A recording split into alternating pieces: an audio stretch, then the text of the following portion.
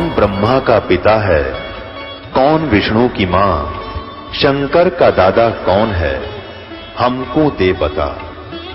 ये जानने के लिए कृपया सुनिए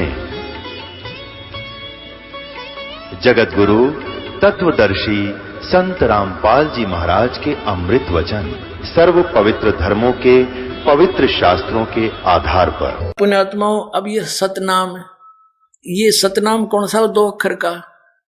और ये सतनाम क्या बताते हैं नकली? थोड़ी सी झलक और देख लो, क्योंकि पुण्यात्माओं आप तक यो ज्ञान पहुंचा नहीं। अब इतना ज्ञान है पुण्यात्माओं, दास ये सोचा है एक के दिन में गणाएं बता दूं, पर ये तो कई दिन में सिलेबस समाप्त होगा।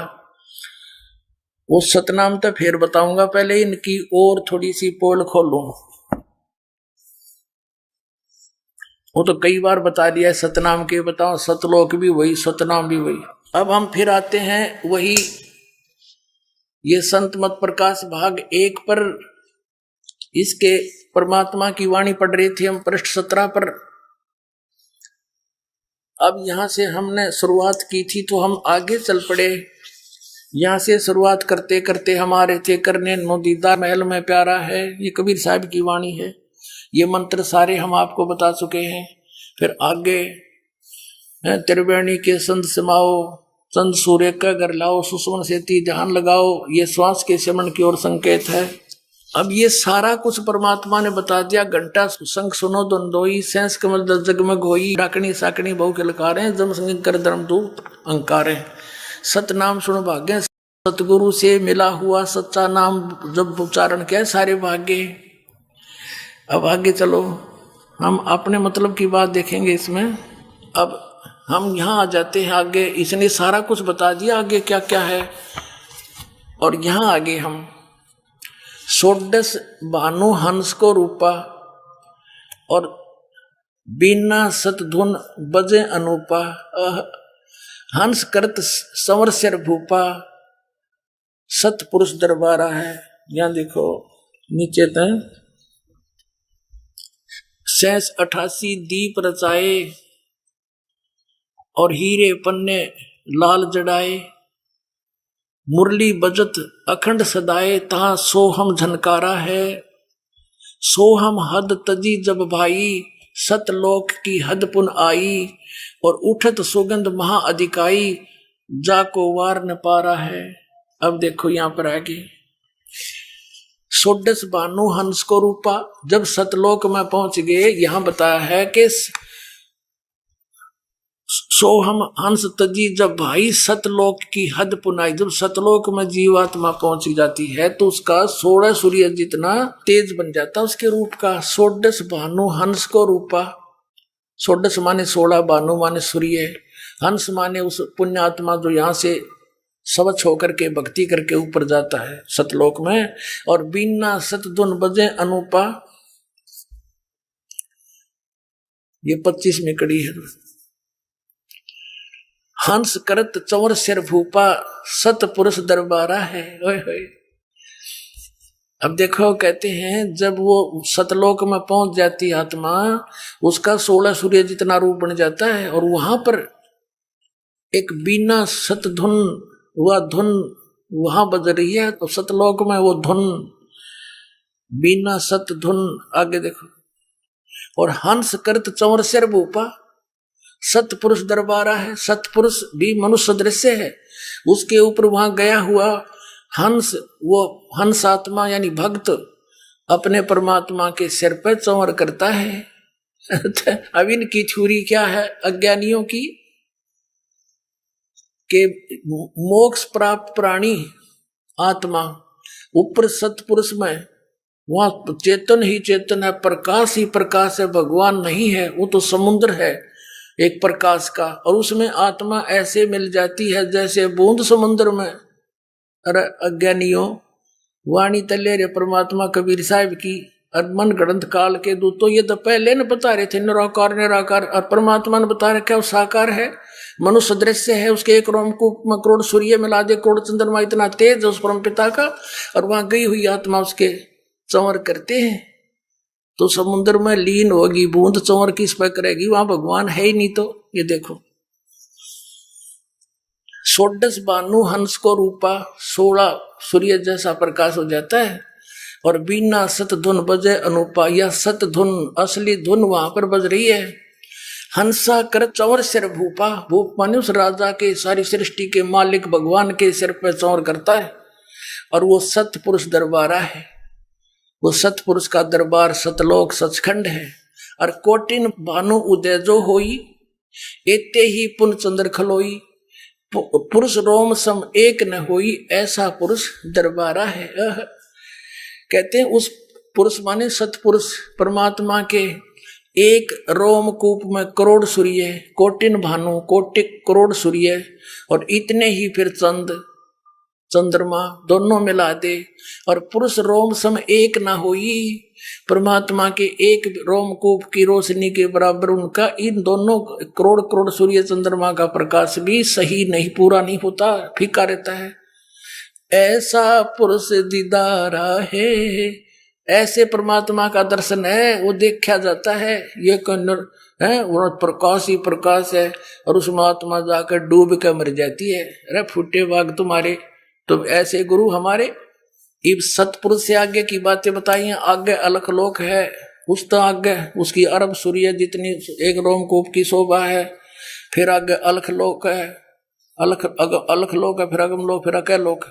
ये सब बता करके फिर क्या बताया है कि काया भेद किया निर्वारा, ये सब रचना पिंड मझारा। परमात्मा क्या बताना चाहते हैं शब्द के माध्यम से, जो ये समझ नहीं सके इनके गुरु लोग।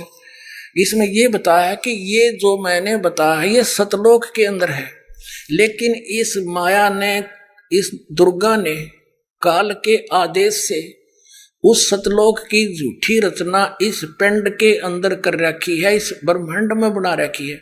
और इस वह पिंड में दिखा है तुमने, यह सारी काल की रचना जो काल ने नकली बना रखी वह इस पिंड में दिखा है। हमारा लोक तो इस तो बाहर है। आगे देखो, काया भेद किया निर्वारा, ये सब रचना पिंड मुझारा, पिंड मानियो शरीर, माया अवगत जाल पसारा, सो कारीगर भारा है। आदि माया दुर्गा ने आदि माया किन्नी चतुराई, और झूठी बाजी पिंड दिखाई। अवगत रचना रची अंडमाही, उस अवगत की ऊपर के लोग जिसकी गति कोई नहीं जानता, उस सतलोक सत अगमलोक अखमलोक अकलोक की रचना रची अंडमाही। इस ब्रह्मांड कहो चाहे अंड कहो, और ताका प्रतिबिंब डारा है। ओहो, आदि माया की नी चतुराई, झूठी बाजी पिंड दिखाई। परमात्मा कहते जो मैंने अभी तक तुम्हारे शरीर के में बताया है, शरीर में ऐसी ऐसी वस्तुएं बना रखी इस काल ने, और ये हैं तो वो ओरिजिनल तो सतलोक में, इसने झूठी बना दी इस ब्रह्मांड में। इस ब्रह्मांड से आपका जो से चैनल बना दिए, इसमें इस शरीर के जो चैनल हैं ये केवल आपके इस ब्रह्मांड तक की वस्तुओं को ही दृष्टिगोचर करवा रहे हैं। इससे बाहर सतलोक की इसमें कुछ भी देखने की नहीं है, ना वह धुन है जो वास्तविक धुन सतलोक में है देखना। आदि माया की नी चतुराई, झूठी बाजी पिंड दिखाई, और अविगत रचना रची अंडमाही। इस अवगत उस परमात्मा के ऊपर के लोगों की रचना इस अंड ब्रह्मांड में रच दी, और उस सच्ची रचना का प्रतिबिंब यानी नकल यहाँ पर डाल दी, प्रतिबिंब डाला, ओनली नकल बनाई है। और फिर क्या निर्णय करते हैं, शब्द विहंगम चाल हमारी, कहे कबीर सतगुरु देई तारी। शब्द विहंगम चाल हमारी, जैसे पक्षी उड़कर चला जाता है, तुम्हारी इस यहाँ की जो साधनाएं तुम करते हो, इस शरीर के अंदर खसम खसा रहते हो, इसमें नहीं, हम तो ऐसे जाएंगे जैसे पक्षी उड़कर चला जाता। शब्द विहंगम, विहंगम माने पक्षी, उस हमारे नाम की शक्ति से चाल हमारी, कहे कबीर सतगुरु दी तारी। हमारे सतगुरु ने ये चाबी दे दी जिससे सारा ज्ञान खुल गया, और खुले कपाट शब्द जनकारी। ओहो, अंड पिंड, पिंड अंड के पार सो देश हमारा है। ये कति क्लियर कंसेप्ट कर दिया कि जो तुम शरीर के अंदर देखो हो, ये काया भेद किया निर्वारा, तुम्हारी काया में ये सांग जोड़ रखा है इस झूठी बाजी का।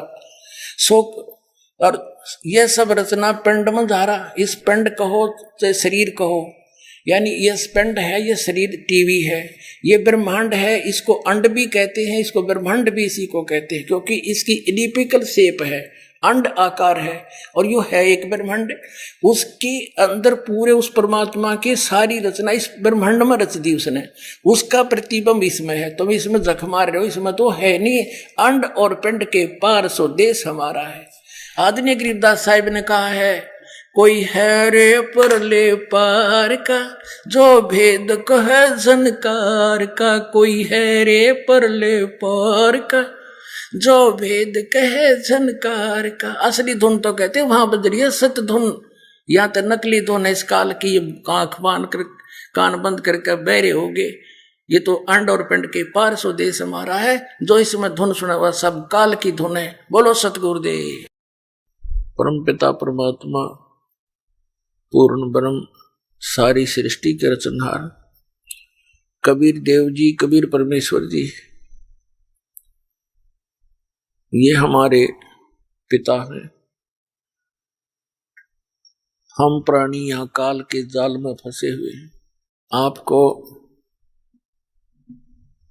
सृष्टि रचना के सुनने से पता चलता है कि हम कैसे यहाँ फंसे और किस प्रकार वो परमेश्वर हमारे लिए भटक रहे हैं। ठीक है, हमसे गलती बन गई, ऐसी गलती हमसे बनी जो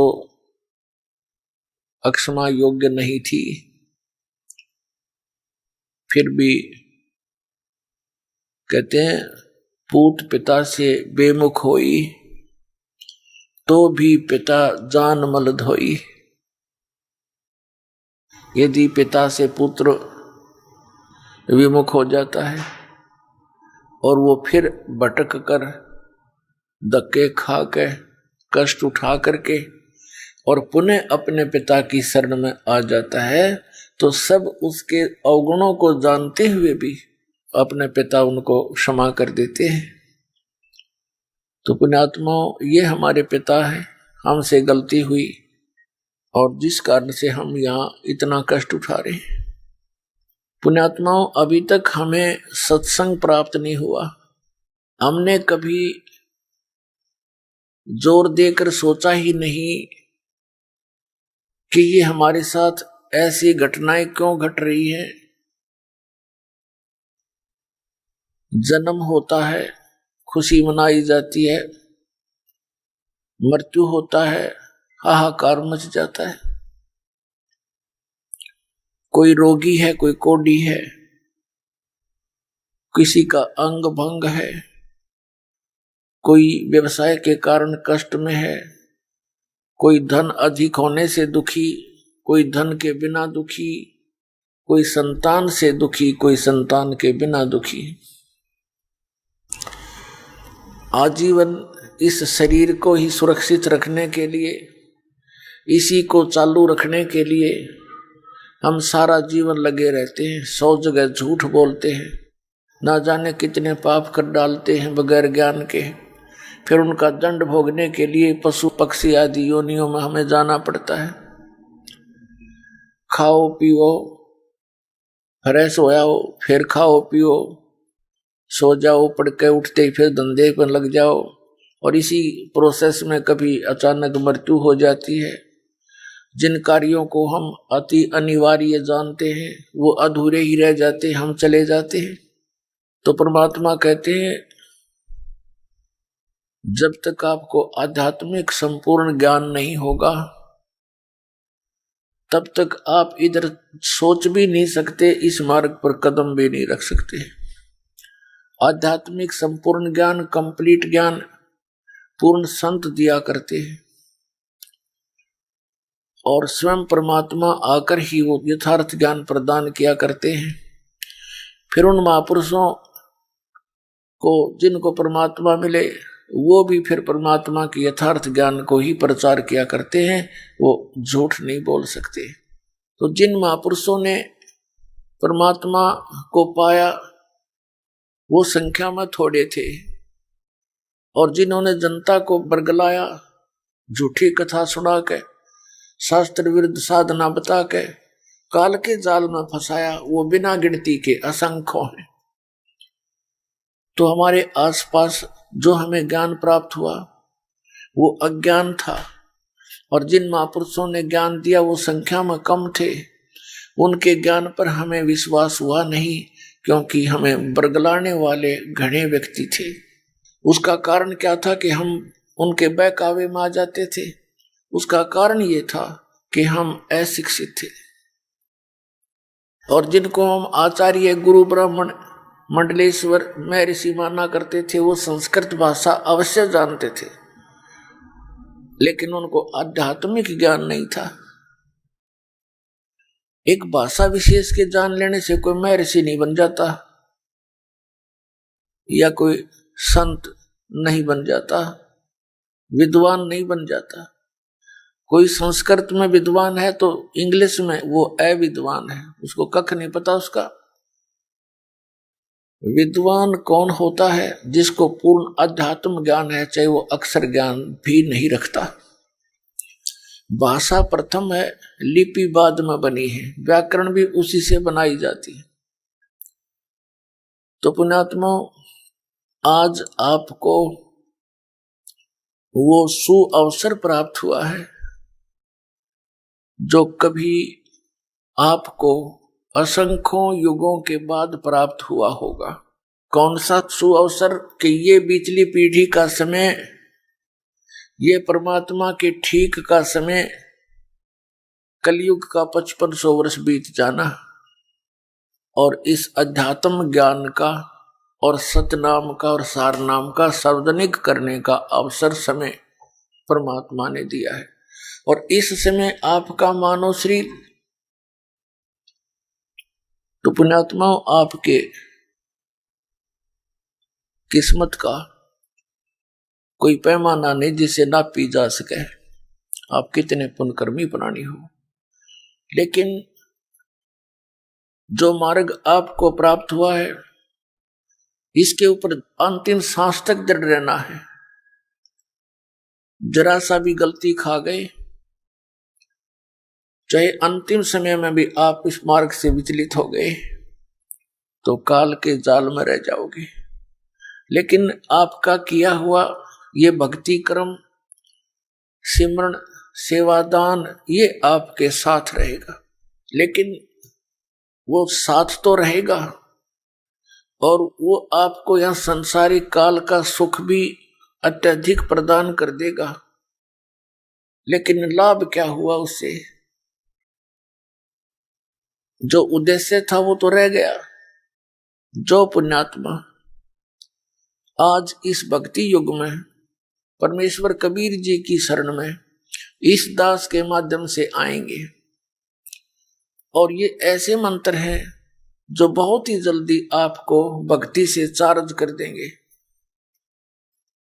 जैसे बैटरी बिल्कुल डेड होगी, यानी डाउन होगी कति, और चार्जर पर लगा दो, स्टार्ट होगी तो घंटे 2 घंटे में वह चार्ज भी हो जाएगी। जब तक चार्जर ही नहीं लगाएंगे तो वो डेड हो जाएगी। तो इसी प्रकार जो पुण्यकर्मी प्राणी गुरु पद पर विराजमान है वर्तमान में या पहले कभी रहे हैं, परमात्मा को छोड़कर या उन महापुरुषों को छोड़कर जो भगवान से परिचित हुए, क्योंकि उनको तो चार्जर मिल गया था, सतनाम मिल गया था। अन्य जितने भी हैं वो पिछले पुण्यकर्मी प्राणी हैं, और वो भक्त, वो श्रद्धालु जो इन नकली संतों के फंस गए, ये भी पिछले जन्म के भक्ति से चार्ज थे। आगे इनको चार्जर मिला नहीं। Charger mean way of worship according to the शास्त्र।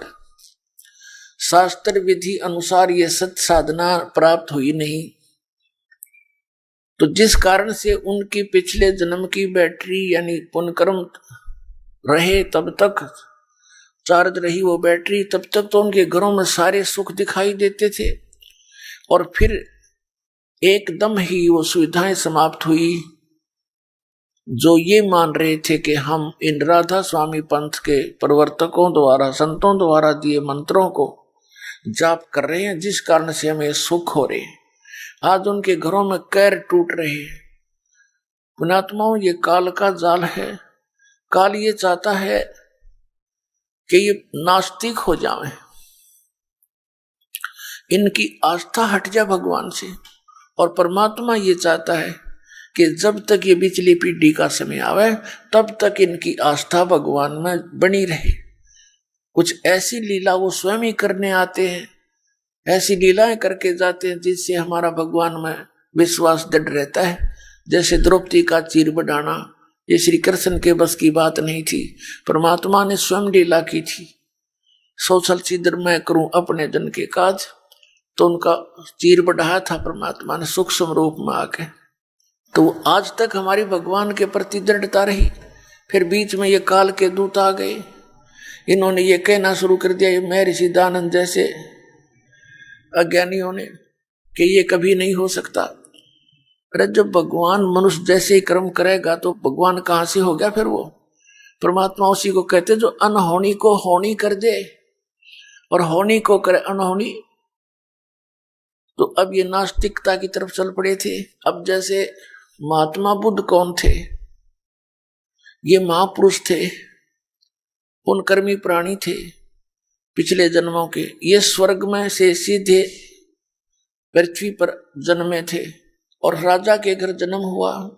राज को भी त्याग दिया, क्योंकि जो सुख इन्होंने स्वर्ग में देखा था वो यहाँ के राज्य में नहीं होता। तो इसकी आत्मा तृप्त नहीं हुई इस सुख से, घर त्याग दिया भगवान प्राप्ति के लिए, पुनः उस स्थान की प्राप्ति के लिए। आगे कोई संत सा मिला नहीं जो मार्गदर्शन ठीक कर दे।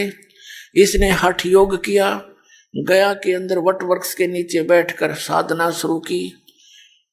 अब ये हठ योग के विषय में गीता के अध्याय नंबर 17 के श्लोक नंबर 6-7 में स्पष्ट किया है कि शास्त्र विधि को त्याग कर जो मनमाना घोर तप को तपते हैं, उनको राक्षस स्वभाव को जान, वो मुझे भी और अंत शरीर के अंदर जितने बैठे हैं ये प्रधान, इनको भी क्रश करते हैं ये राक्षस स्वभाव के। तो कहने का भाव ये है कि मरने को हो गया महात्मा बुद्ध। एक माई ने उसके मुख का खीर लगा दी, सहज से धीरे धीरे चाटने लग गया। अगले दिन उसने अच्छी खीर खाई, धीरे धीरे फिर वो शरीर स्वस्थ हुआ, चार्ज हुआ उसका शरीर, अन्न के बिना वो कंडम हो गया था। फिर उसने अपना विधान बता दिया, अपना अनुभव के starvation could not lead to salvation. भूखा मरने से आत्म कल्याण नहीं हो सकता। अब भूखा मरण की कही थी किसने? उसने कौन से शास्त्र में लिखा है कि भूखा मरण परमात्मा मिलेगा? आप पहले हठ योग करें, बकवाद करें, शास्त्र विधि त्याग कर साधनाएं करें, फिर उनसे कुछ मिलना ही नहीं, फिर अपने अनुभव बताने लग जाते हैं। श्रीमद् भगवद गीता अध्याय नंबर 6 के श्लोक नंबर 16 में कहा कि अर्जुन, ये योग अर्थात भक्ति न तो अधिक खाने वाले की और न बिल्कुल न खाने वाले की, ये अन्न त्याग दे निराहार रह करके व्रत रखते हैं, और ना गणित जागने वाले की और ना अधिक सोने वाले की कभी सफल नहीं होती, सफल नहीं होती। तो जो हमारे सदग्रंथ हमें गाइडलाइन कर रहे हैं, इनका इनको कख पता नहीं था। तो फिर क्या होता है? ये पुण्यकर्मी प्राणी था पिछले जन्म का, इसकी वचन में भी शक्ति थी, और जिस कारण से इसने अपने ऐसा विधान बना दिया जो आम जनता को पसंद था, और लाखों लोग इसके पीछे अनुयायी बन गए महात्मा बुद्ध के। और जो दीक्षा महात्मा बुद्ध देता था वो शास्त्र विधि त्याग का मनमाना आचरण था, जिस कारण से महात्मा बुद्ध के अनुयायियों को आध्यात्मिक लाभ कोई नहीं हुआ। कुछ वर्षों के बाद, क्योंकि पहले तो सभी भगवान को चाहने वाले व्यक्ति थे, धीरे धीरे नष्ट तीसरी चौथी पांचवी छठी पीढ़ी में जाकर के, पहले तो पुण्यकर्मी प्राणी थे उसके अनुयायी, उनको अपने आप पिछले संस्कारों से लाभ होता रहा। वो सोचते रहे कि जो हमारे गुरुजी ने हमें साधना बताई है इससे हमें लाभ हो रहा है। आगे चलकर उन्हीं साधना के करने वाली अगली पीढ़ियों को कोई लाभ नहीं हुआ, तो अंत में नास्तिक बन गए कि कुछ नहीं होता भगवान की भक्ति से, क्योंकि उनकी भक्ति ठीक नहीं था, होगा कैसे? जिस कारण से पूरा चीन जो विश्व की लगभग आधी आबादी बताते हैं वो सारा नास्तिक हो गया, कम्युनिस्ट कहने लग गया अपने आप में, भगवान से दूर आदमी। और जो ये कहता है कि कुछ भी नहीं है, परमात्मा कुछ नहीं है, अपने आप सृष्टि बनती है, नर्मदा से उत्पन्न होती है, इसके विषय में गीता जी में लिखा है 17वें अध्याय के 4, 5, 6 श्लोक के अंदर और 10, 11 के अंदर कि जो व्यक्ति ये कहता कि भगवान नहीं है और ये नर्मदा से उत्पन्न होती है सृष्टि, वो उसके विषय में लिखा कि वो नास्तिक और संसार का नाश करने के लिए पृथ्वी पर जन्मा है। वो ऐसे निकम्मे आदमी बताए। तो पुण्यात्माओं, अब यही चाल काल ने चाल रखी है। ये निरंकारी पंथ और एक यू ब्रह्मा कुमारी पंथ, एक यू राधा स्वामी और सच्चा सौदा सिरसा वालों का पंथ, जय गुरुदेव पंथ, जनोद भिवानी वाले का पंथ, यू राधा स्वामी एक का कुएं का जल है सारा। ये काल के सुनियोजित जाल हैं। अब पुण्यात्माओं, इस दास ने 1994 से लेकर आज 2012 होगी, 18 वर्ष हो गए गला पड़ाते ने।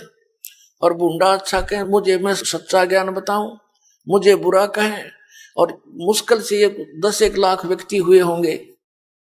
और वहां देखो भगवान करोड़ों की संख्या में, क्योंकि वहां तो काल का भाव है, कितने जाओ काल प्रेरित करके भेजता है ना, वहां ले लो नाम, वहां सब ठीक है। अब ये दास गांव गांव में सत्संग करने जाता था। अब सत्संग तो सुनते हमारा इस दास का, और सत्संग सुनने के बाद आत्मा बेचैन हो जाती है, तरफ उठती है भगवान के लिए। जब नाम की कहते कि दीक्षा ले लो, फिर क्या कहते ना, दीक्षा तो हम कहीं और से लेंगे, बड़े गुरुओं से। वो बड़े गुरु कौन?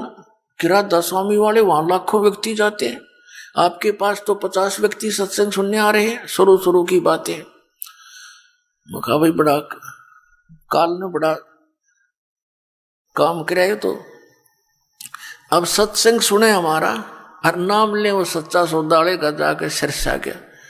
और फिर दूसरा कारण क्या था कि हम सभी बुराई छुड़वाते हैं, बीड़ी, शराब, मांस, तमाकू, हुक्का, सिगरेट और अन्य जो भक्ति बाधक हमारी रीतियां हैं वो भी नहीं हमने करनी।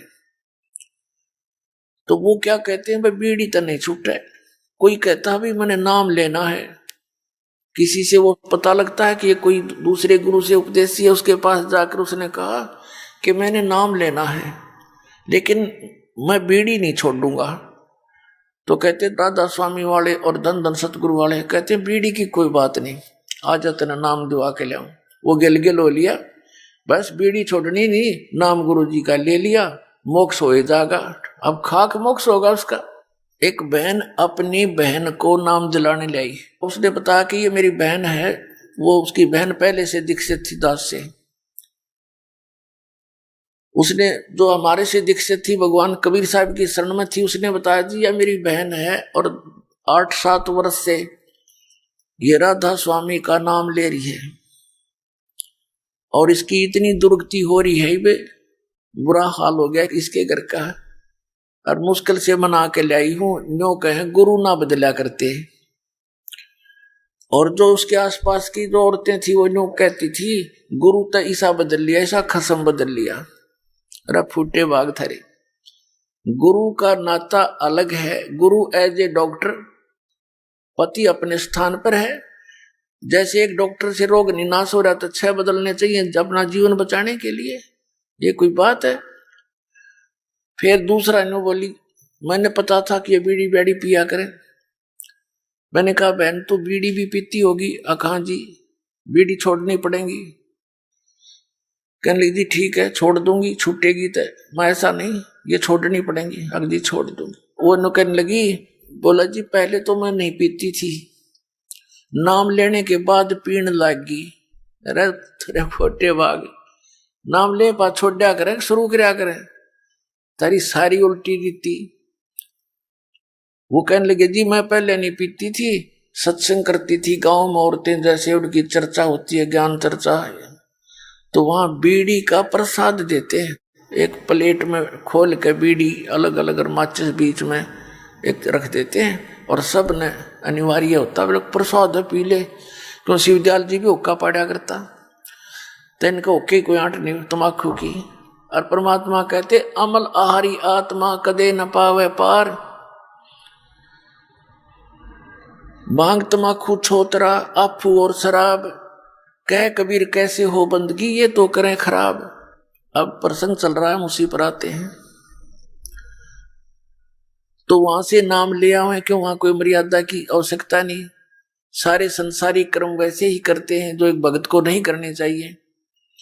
तो कहने का भाव दास का ये है कि ये सभी पंथ काल के चलाए हुए हैं। जैसा आपने पहले भी सुना है कि काल ने कहा था कि कलयुग में जब आप भेजोगे अपना अंश, जैसे परमात्मा ने कहा कि जब 5505 वर्ष कलयुग बीत जाएगा तब ये बात मेरी साची होगी।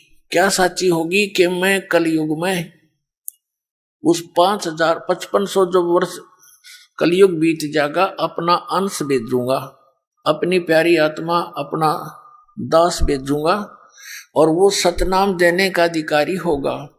उसके ज्ञान को सुनकर के सभी पंथ और सभी मजहब भक्ति करेंगे विधिवत, सब बुराई छोड़ देंगे और सभी एक हो जाएंगे और पूरे विश्व में सतनाम का जाप करके सिमरन करके मोक्ष प्राप्त करेंगे और सब बुराई से दूर हो जाएंगे।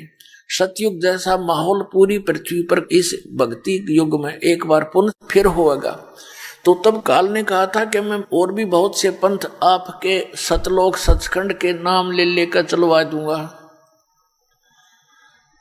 और वो सभी पंथ वो नाम मेरा ही जाप करेंगे काल का, यानी सतनाम को छोड़ के और जितने भी मंत्र हैं और सार नाम आदि नाम को छोड़कर सभी जाप काल के हैं मंत्र विधि, और उनके जाप करने वाला काल कहता है मेरा ही होगा।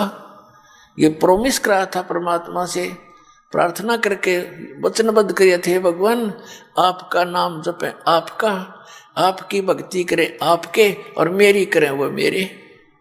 तो एक सतनाम और सार नाम को छोड़कर सभी मंत्र काल के हैं, तो अपने आप काल के जाल में रहेंगे।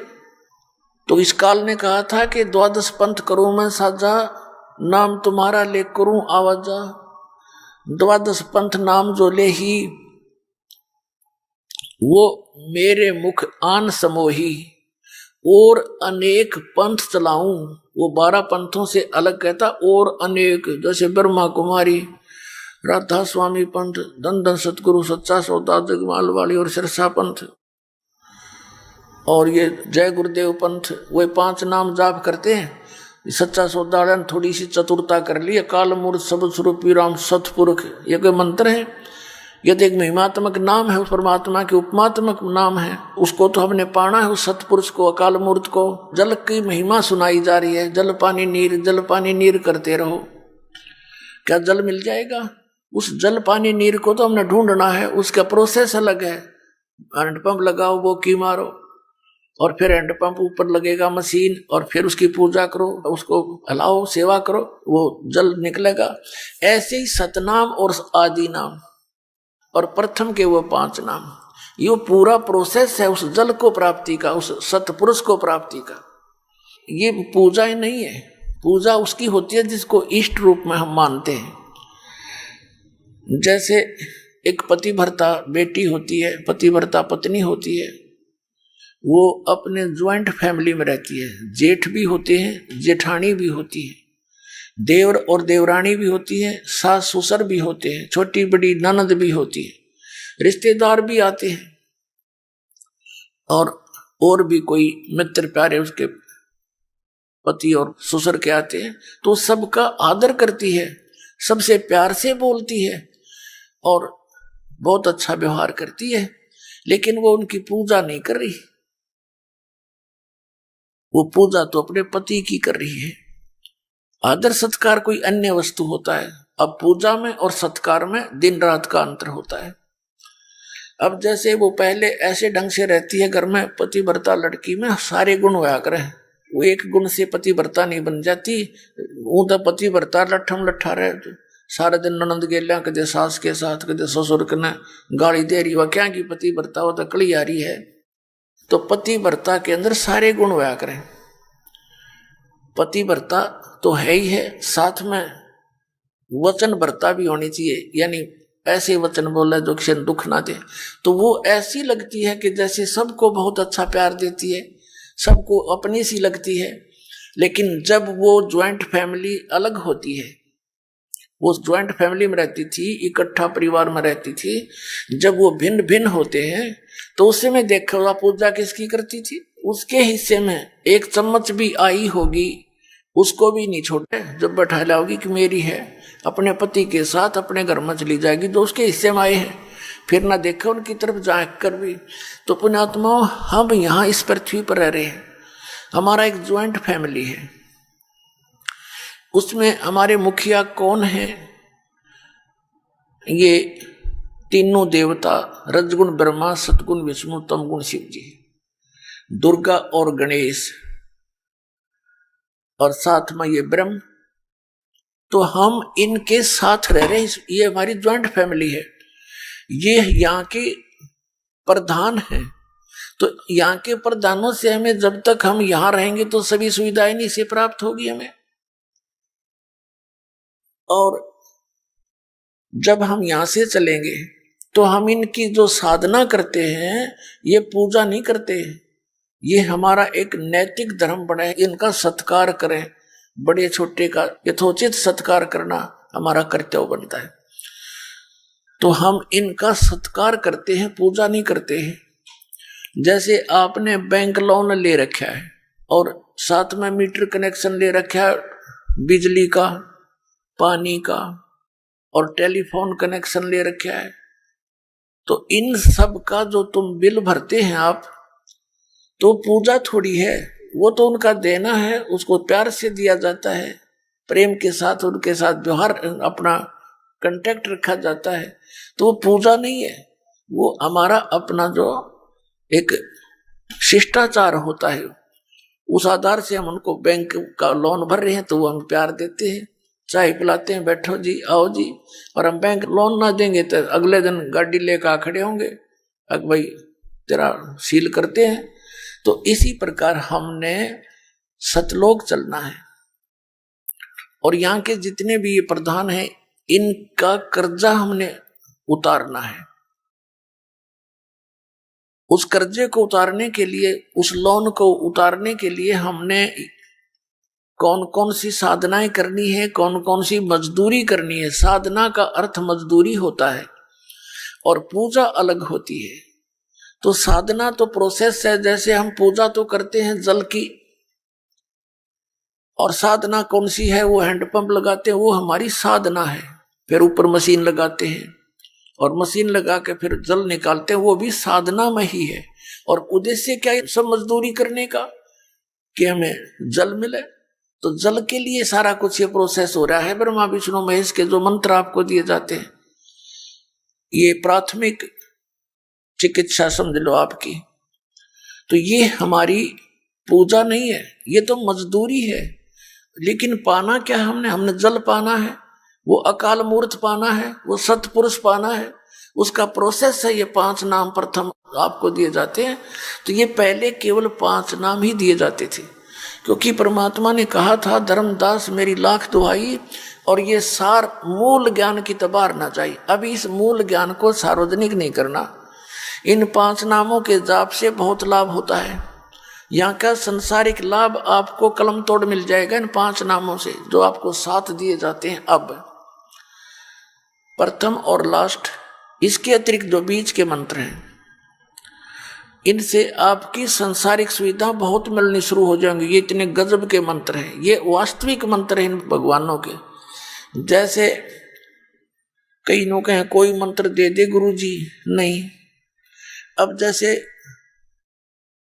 खागड़ जोटे होते हैं, अपने भैंसे देखे हो, उन्हें भैंसा भैंसा करें जा, वो कति नहीं देखे। अरे एक बार नो कर दे, वो नो देखेगा बाज गए, तो उसका अट्रैक्शन हो गया उसमें, उसका अपने आप ही प्रभावित होता है, दौड़ा आवेगा फिर। तो ऐसे ये मंत्र हैं जो इन भगवानों को विवश कर देते हैं, ऐसे अट्रैक्ट होने के लिए और खींचने के लिए।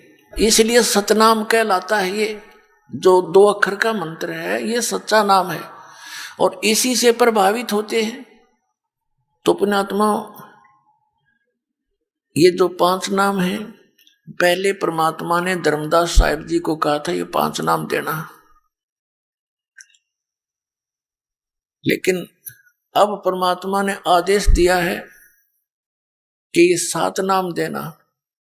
5 तो है ही है, तो इन 7 नामों में क्या विशेषता बन गई कि मान लीजिए आपको सतनाम प्राप्ति हुआ नहीं और आपकी मृत्यु हो जाती है, तो ये पहला और लास्ट वाले मंत्र में इतनी शक्ति है कि आपको तुरंत ये मानव शरीर प्रदान करवाएगा, तुरंत, और कहीं जाने की आवश्यकता नहीं, सीधा 10वें महीने बाहर आ लेगा मां के पेट से, गोदी में यहीं पर। और पहले ये मंत्र इसलिए नहीं दिए जाते थे क्योंकि ये नकली भी मंत्र इसी का शुरू कर देते, और उस समय क्या था, मालिक ये 5 नाम इसलिए देगी कि इनसे इनको यहाँ संसारिक थोड़े बहुत सुख मिलते रहेंगे, ये गणे दुखी ना होंगे, मोक्ष तो इनसे नहीं हो सकता इस तरह के जाप से। लेकिन समय पर रोटी कोठी और ये संसारिक व्यवसाय जो तुम समझते हो, ये इससे ठीक चलते रहेंगे, तो इसलिए प्रदान किए जाते थे कि ये इनमें कुछ तो आस्था भगवान की बनी रहेगी, क्योंकि परमात्मा अलग दिखा देता है जो भक्ति करने वाले को कि मुझे आज लाभ भगवान की तरफ से हुआ है, ऐसे था। तो उस समय यदि मनुष्य जीवन शीघ्र भी मिल जाता तो भी कोई लाभ नहीं था, क्योंकि सतनाम और सारनाम देने का वो टाइम नहीं था। अब ये समय आ गया सतनाम और सारनाम देने का, और इसमें वैसे तो मंत्र, ये प्रथम मंत्र लेने के बाद भी आपको काल अटैक नहीं कर सकता, आपकी अकाल मृत्यु नहीं हो सकती। आप दास बार बार कहता है कि ये काल का दाव कैसे लगता है कि हम मर्यादाहीन हो जाते हैं, नाम खंडित कर देते हैं, और जिस समय आपका नाम खंडित हो गया और कुदरती आपके प्रारब्ध का मृत्यु का समय भी निकट आ गया उसी दौरान, तो आप पर अटैक हो जाएगा। कुछ एक ऐसे भक्त हैं जो नाम ले लेते हैं और नाम भी कई बार खंडित कर लिया और वो अभी तक जीवित है, तो अभी उनका वो ठीक का समय ना आया है, वो मृत्यु का समय नहीं होगा, इसलिए दाव लग रहा है। तो पुण्यात्मा, आप जी ने नाम लेने के बाद मर्यादा को सबसे अधिक महत्व देना है। भक्ति चाहे कम भी हो जा लेकिन मर्यादा रहे। जैसे आप जी समुद्री जहाज में बैठ गए, तो जहाज में बैठे, जहाज चल रहा है और उससे नीचे उतरने की चेष्टा करोगे तो डूब कर मर जाओगे। तो कुछ समय के बाद आपकी स्थिति ऐसी हो जाएगी, कैसी, और फिर मर्यादा रखने से लाभ होगा, मर्यादा खंड होने से कितनी हानि होती है। जैसे माता गर्भ को रखे यत्न बनाए, ठेस लगे तो क्षीण होए, ऐसे भक्ति जावे। जैसे माता गर्भ को रखे यत्न बनाए और ठेस लगे तो क्षीण होए, छिन्न हो जा, नष्ट हो जाती है, ऐसे भक्ति जाए। अब जैसे माता को गर्भ रहा हो, फिर वो कितनी सावधानी बरतती है उस अपने लाल को, बच्चे को, बेटा या बेटी को जो उसके गर्भ में पल रहा है, उसकी कितनी सावधानी बरतती है कि कहीं मेरा गर्भ खराब ना हो जा। रात को करवट लेती है माता, तब भी उसको चिंता बनी रहती है कहीं मेरे बालक पर दाब ना आ जा। एकदम फड़क के उठती है, चलती है, कदम रखती है पृथ्वी पर तो भी बड़े नाप तोल के रखती है, कहीं झटका लग जा, बच्चा खराब ना हो जा, तो अपना लाल प्राप्त कर लेती है। इसी प्रकार जिस दिन आपको उपदेश मिल गया उसी दिन आपके अंदर भक्ति का बीज गिर गया, ये सत्कर मान लेना। धीरे धीरे आप भक्ति की सब क्रियाएं करते रहोगे तो ये भक्ति रूपी लाल आपका अंदर पल रहा है, और इसमें थोड़ी सी मर्यादा हीन हो गए तो ये खंड हो जाएगा, अपने आप अक्षीण हो जाती है भक्ति। तो जैसे इसमें मर्यादा बहुत अनिवार्य है, जैसे सीता जी थी, श्री रामचंद्र की पत्नी, वनवास में थे, कुटिया बना कर रह रहे थे, एक बगीची भी बना रखी थी छोटी सी फुलवाड़ी सी फूलों की। तो उसमें एक ऐसी कोई घटना घटी इनके साथ, वो लंबी कहानी है या नहीं बताऊंगा। तो उन्होंने एक रेखा खींच दी थी झोंपड़ी के चारों तरफ, और सीता से कह दिया था लक्ष्मण जी ने कि माता, वो बड़ी भाभी थी, उसको माता के तुल डील करता था कि आप जी इस रेखा से बाहर ना जाना, जब तक आप इस रेखा में रहोगी आपको कोई हानि नहीं कर सकता, ना जंगली जानवर कर सकता, ना कोई दानव कर सकता, राक्षस नहीं कर सकता। और वो दोनों भाई फिर मृग के पीछे चले गए थे। एक स्वर्ण मृग दिखाई दिया था, सीता ने कहा था इसको लाओ, किसी तरह लाओ। अब दोनों भाई चले गए उस सीता के कहने से। पीछे से रावण, लंका का राजा, एक साधु वेश बना के वहां आया, सीता को उठाने के उद्देश्य से, अपहरण करने के उद्देश्य से। और जो ही वो निकट गया, उसने कहा कि माई भिक्षा देना। तो सीता ने कहा आ जाओ महाराज, कुटिया के निकट आकर ले जाओ। वो जो ही आगे को बढ़ा, रेखा के निकट आते उसमें से अग्नि की लपट निकली। 10 कदम पीछे रावण भाग कर गिरा और कहा कि तुम साधु संतों के साथ ऐसा व्यवहार करते हो, भिक्षा देनी है तो बाहर आकर दे दे। अब सीता ने अपनी जीव सोच से सोचा था कि फर्क पड़े है, साधु है, अभी दे आती हूं भिक्षा, अभी आ जाती हूं वापस। अब वह भिक्षा लेकर बाहर को चली, रेखा पार कर गई, और जो ही भिक्षा डालने लगी उसने बाजू पकड़ ली यहीं से और गेर ली कंधे पे, जा पिटकी 9 लखा बाग में। उसकी जरा सी लगी, क्या फर्क पड़े, और के नाश करा दिया उसने। वो मूर्ख थे तो ये कह कर गए थे इससे बाहर मत जाना, तेरे को हानि हो जाएगी। और फिर कितना नाश कराया, करोड़ों व्यक्ति मारे गए, तब उसको छुटवा के लाए। तो पुण्यात्माओं, ऐसे ये मर्यादाएं हैं। ये लक्ष्मण जैसी रेखा समझ लेना जो मालिक ने बता रखी है।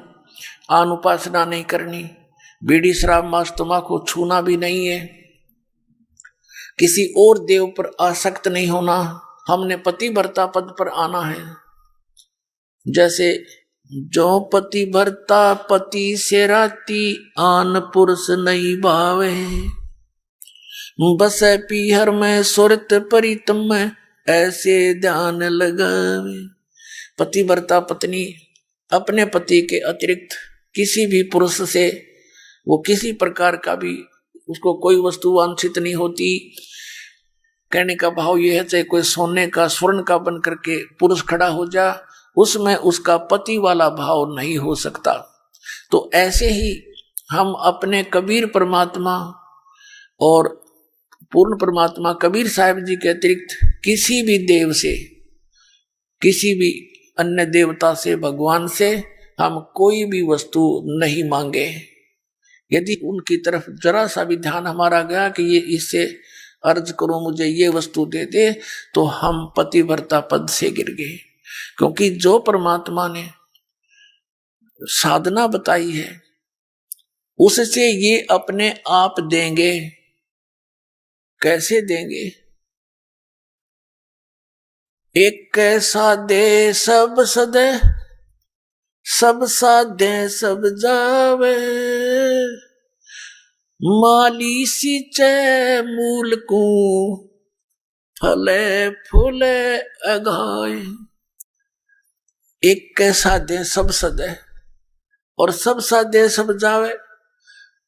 और माली यानी बुद्धिमान व्यक्ति, माली का अर्थ है जो बाग के पूरे प्रोसेस से परिचित होता है, उसको समझदार व्यक्ति यानी अपने जॉब का मास्टर। तो वो माली सींचे मूल को, माली सींचे मूल को, फले फूले अगाए। तो पुण्यात्माओं, आज जो प्रसंग चल रहा था पहले उसको पूरा करते हैं कि जैसे ये सभी काल के पंथ हैं और ये नाम सभी काल के देते हैं। पांचों नाम जैसा आपको घटरामायण में दिखाया था, पांचों नाम काल के जानो, पांच नाम जीव जब भाखा और छठवां नाम गुप्त कर रखा। इन दोनों छठवां नाम भी कोई नहीं। और फिर नीचे बताया है कि आदि नाम और सतनाम। आदि नाम ले काल गिराऊं, सतनाम ले जीव उभारी, अस चल जाऊं पुरुष दरबारी। सतनाम ये 2 अक्षर का मंत्र है, जिसमें एक ओम है, एक तत् है। श्रीमद् भगवद गीता अध्याय नंबर 17 के श्लोक नंबर 23 में लिखा है, ओम तत्सत इति निर्देश ब्रह्मण त्रिविद समर्थ है। ब्रह्मणे माने सच्चिदानंद घन ब्रह्म के पाणी का। एक ओम तत्सत केवल यही मंत्र है, नथिंग एल्स। पूरी श्रीमद् भगवद गीता के अंदर केवल 2 स्थानों पर नाम के विषय में जानकारी है। एक तो 8वें अध्याय के 13वें श्लोक में, वो तो गीता ज्ञानदाता ये ब्रह्म है, श्री कृष्ण जी में बोल रहा है। वो कह रहा है कि ओम इति एकाक्षरम ब्रह्म व्यवहारण माम अनुसमरण ये प्रियाति तदंदेहम सयाति परमाम गति। मुझ ब्रह्म का केवल एक ओम मंत्र है, ओम अक्षर, नथिंग एल्स। और जो इसको अंतिम श्वास तक भक्ति करता हुआ शरीर छोड़कर जाता है तो उससे परम गति को प्राप्त होता है। कौन सी परम गति? जो ओम से परम गति हो सकती है। ओम से कौन सी गति होती है? ब्रह्मलोक प्राप्ति होती है। ब्रह्मलोक में गए हुए प्राणी भी वापस आते हैं, 8वें अध्याय के 16वें श्लोक में लिखा है। और गीता ज्ञानदाता 2 अध्याय के 12वें श्लोक में, 4 अध्याय के 5वें और 9वें श्लोक में, 10वें अध्याय के 2 श्लोक में गीता जी में कहता है, अर्जुन तेरे और मेरे बहुत जन्म हो चुके हैं, तू नहीं जानता मैं जानता हूं।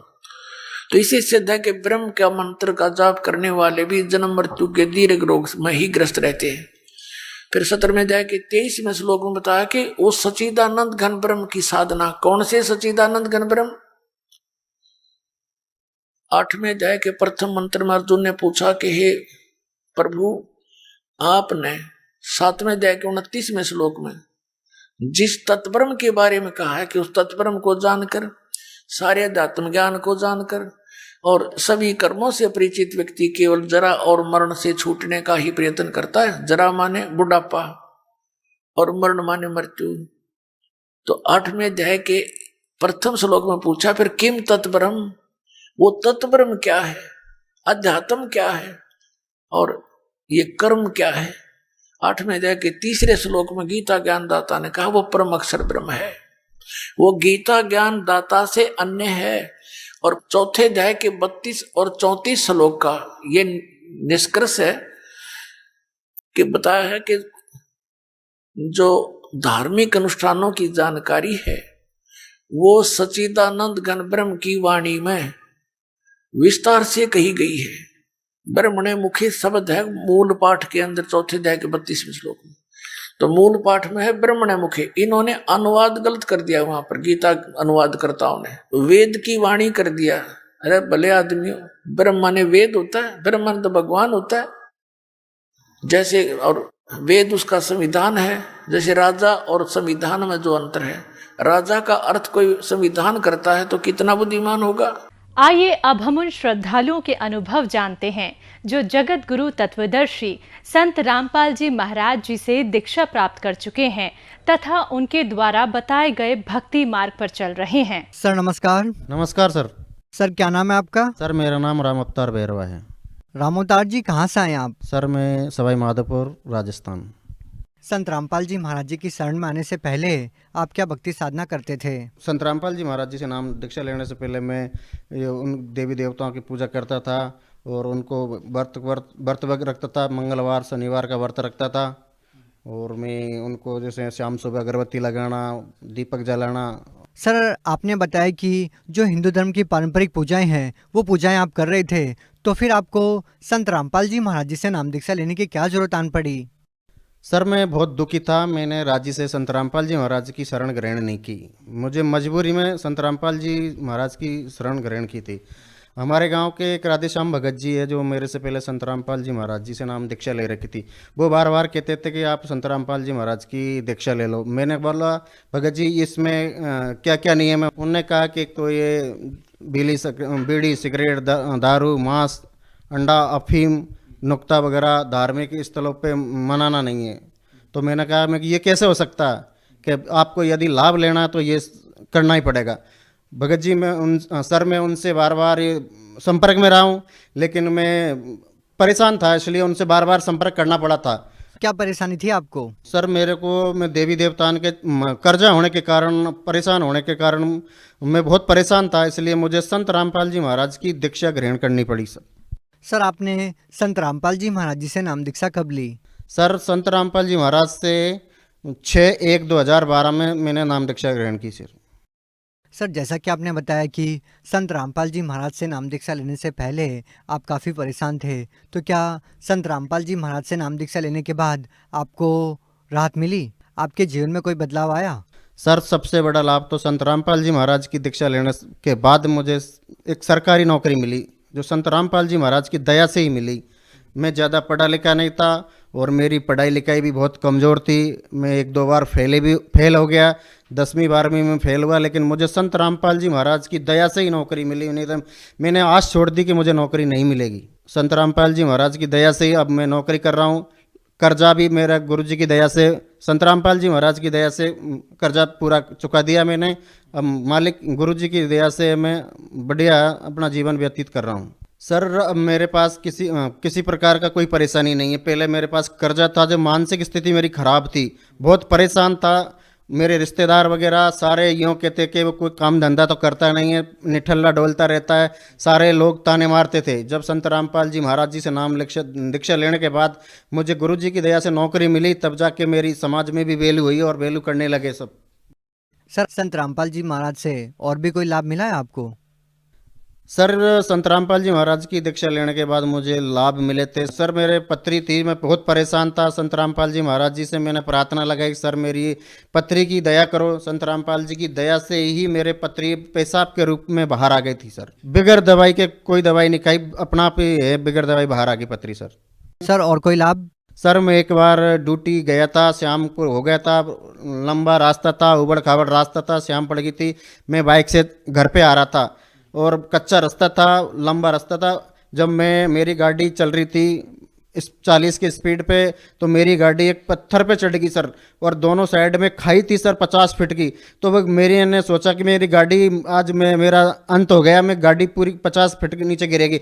लेकिन संत रामपाल जी महाराज की दया से मेरे को पता ही नहीं चला, वो गाड़ी जने से उठा के रख दी ताकि मेरे को खरोंच भी नहीं आई। संत रामपाल जी की दया से मेरी जीवन रक्षा हुई। सर मैंने संत रामपाल जी महाराज की दीक्षा से पहले जो मैं मानसिक तनाव से था, लाखों रुपया का कर्ज था, मैं दारू पीने लग गया था, मीट भी खाता था, परेशान था सर, मैं बिल्कुल बहुत परेशान हो गया था सर। जब मैंने संत रामपाल जी महाराज जी से नाम दीक्षा ली तो नशा से मेरे को एलर्जी हो गई।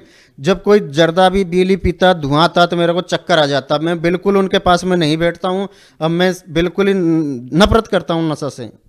सर आप भगत समाज को क्या संदेश देना चाहते हैं? सर मैं भगत समाज को क्या संदेश दे सकूँ, मैं तो प्रार्थना ही कर सकता हूँ। बेवन टीवी चैनलों पे संत रामपाल जी महाराज का सत्संग आता है, यूट्यूब फेसबुक पे भी संत रामपाल जी के महाराज के सत्संग आते हो, उन पे आप उनको देखकर आप संत रामपाल जी महाराज जी से नाम दीक्षा ले सकते हो।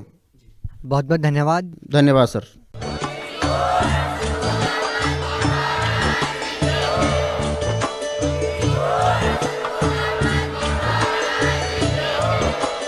आप सुन रहे थे जगत गुरु तत्वदर्शी संत रामपाल जी महाराज जी के मंगल प्रवचन। अधिक जानकारी के लिए विजिट कीजिए हमारी वेबसाइट www.jagatgururampalji.org। संत रामपाल जी महाराज जी के शुभ आशीर्वाद से पूरे विश्व भर में 500 से भी ज्यादा नाम दीक्षा केंद्र हैं, जिन पर संत रामपाल जी महाराज जी द्वारा ऑनलाइन निशुल्क नाम दीक्षा दी जा रही है। अपने नजदीकी नाम दीक्षा केंद्र का पता करने के लिए संपर्क करें 8222880541।